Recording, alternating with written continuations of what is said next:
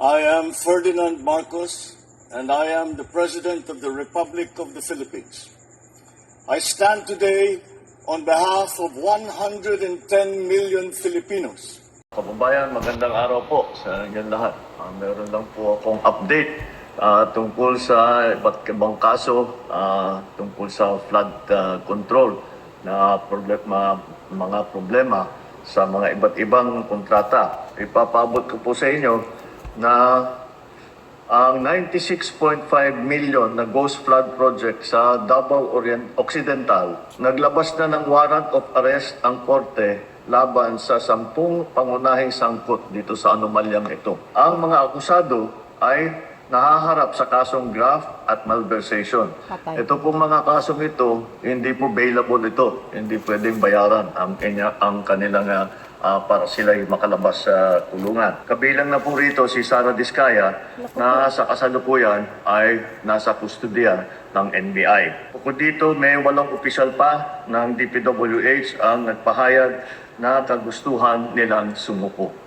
Ito po ay patuloy namin ang gagawin at simula lang po ito at patuloy namin imbestigahan at kakasuhan lahat po ng may kinalaman sa mga iskandalo na nakikita natin sa mga flood control project.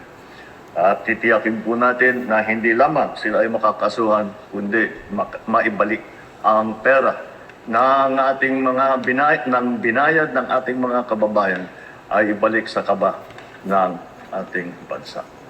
At maraming salamat po at maganda. So yun mga kababayan, narinig nyo naman siguro reporting on duty.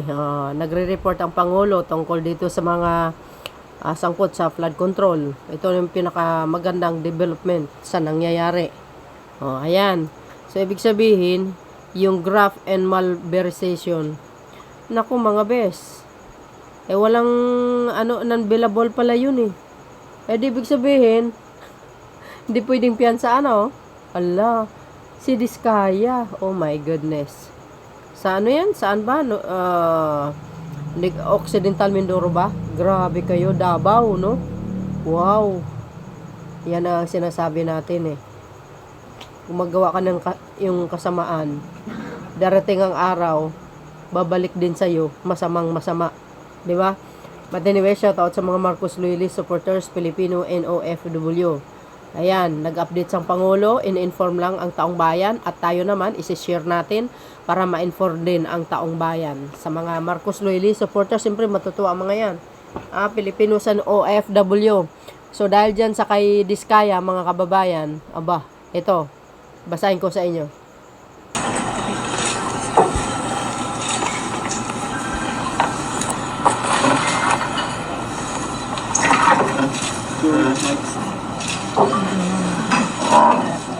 No. Examine first. Sige. Dito muna tayo. Nakita nyo? Arestado na po si Sara Diskaya. Ayan.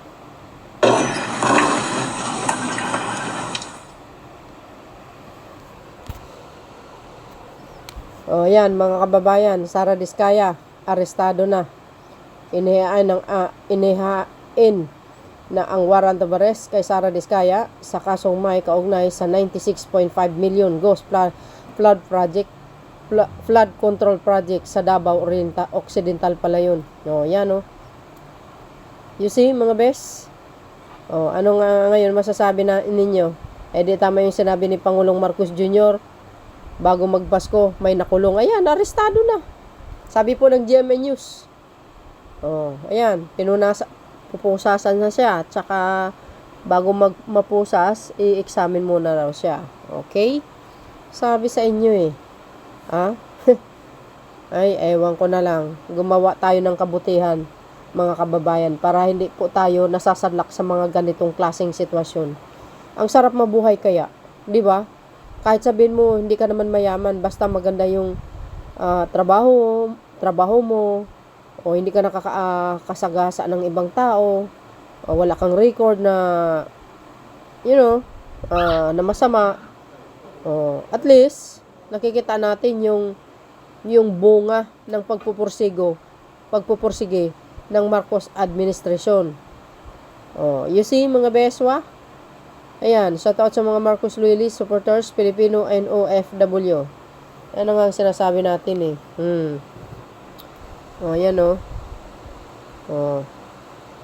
Grabe, Sino kayong susunod? Kaya abangan po natin. Sunod-sunod na po yan. Nasa proseso po yan. Hindi naman po porque binanggit ang pangalan, arestuhin ka agad. No, hindi. Dumaan po talaga sa proseso yan. Alam po naman ninyo yan. 'Di ba? Due process ika nga. Hindi naman sila po basta-basta nga ikukulong. Na agad-agad, no. Dumaan talaga sa proseso yan. Alam po natin, naka-witness tayo lahat. At dumaan ito sa paglilitis, ito si Sara Diskaya. Kumusta na kaya yung bahay niyang parang mall? Yung mga anak niya kaya? Siyempre guys, very stress. Ganun talagang buhay Wala tayong magagawa. Maawa ka man, pero ano magagawa mo guys? 'Di ba? Batas is batas. Ibig sabihin, masarap ang humawak ng limpak-limpak na salapi. Sumakay ka sa magarang mga sasakyan, pero yun pala galing sa kaba ng bayan. Yan ang madadanasan ng mga ibang akusado. Biro mo non-available, graft and malversation. Wah! Grabe. So ibig sabihin walang piyansa. Oh my goodness, mga kababayan. Yan, at least tinupad ang sinabi ng Pangulo. Magpapasko sila sa loob ng kulungin. Bago Pasko pala. Ayan, arestado si Diskaya. Wow. Good luck na lang sa kulungan, madam. Hindi, baka guys, no? Baka sa yan? Sa correctional siya dadalhin. Kasi dilaw, no? Dilaw. Ano ba yung damit ng BJMP, di ba orange? Siya dilaw. Nakalagay sa likod NBI. Mangiyak-ngayak kaya siya. Siyempre, hindi niya tanggap. Hindi niya akalain na mapunta sa ganyang sitwasyon. Ito mga bes, yung mister niya, correct me if I'm wrong, nakakulong pa siya hanggang ngayon sa Senado, guys. Hindi na pinakawalan. Dahil nga doon sa panawagan ng Pangulo. Hanggang ngayon. Kaya abangan po natin yan. Baka nakakalungkot din sa kanilang buhay. Siyempre tayo mga Pilipino maunawain pero wala tayong magagawa. Kasi ang batas walang awa tayo mga Pilipino maunawain tayo. Pero wala Ganun talagang buhay. Kaya nga higit sa lahat gumawa tayo ng kabutihan sa kapwa. Totoo yun. Kasi maraming blessing na darating i-bless tayo ni Lord. Pero kung gumawa ka ng kasamaan, isa lang ang pupuntahan mo yan. Either sa sementeryo, ma-heart attack ka, dahil hindi mo tanggap, or makulong ka. Yun lang yun. So yun mga best, kayo na pong balang humusga. Meron mo 96.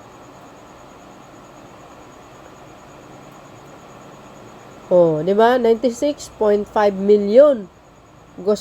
Ghost flood control project sa Davao Occidental pala. You see? Ang dami niyan. Pag sinabi mong ghost, so ibig sabihin, wala pang naumpisahan. Nasaan ang pera? Kumubra ng pera. Nagpakasarap ka. Hindi mo alam, pagdating ng panahon, may kapalit pala yan. Diba? Yung pagnanakaw mo. Consequence nga karma is real. So yun mga best, ang aking pinaka-latest update. See you again on my next upload. Bye and baboos. Don't forget to follow me, likes and comment, guys. Importante yung likes, mga kababayan. Hit the button bell para lagi kayo updates, okay?